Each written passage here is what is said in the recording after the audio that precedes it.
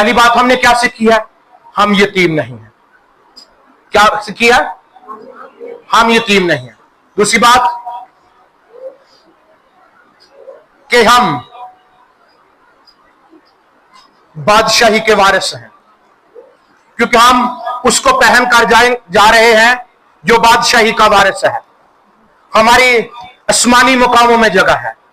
हम रूह से ममूर होते जाए, लिखा ना, रूह से ममूर होते जाओ। हमने पढ़ा है,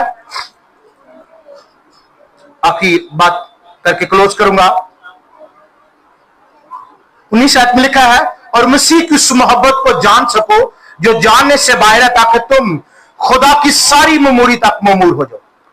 खुदा की सारी ममूरी तक, सारी ममूरी हासिल करने के लिए करके हम आसमानी मुकामों में दाखिल हो सकते हैं।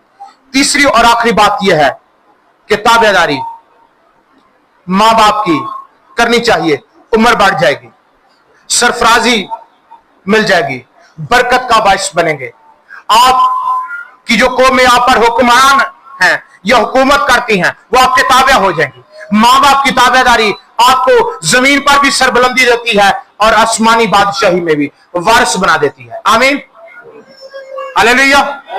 खुदा अमदाद के कलाम के वसीले से मुझे आपको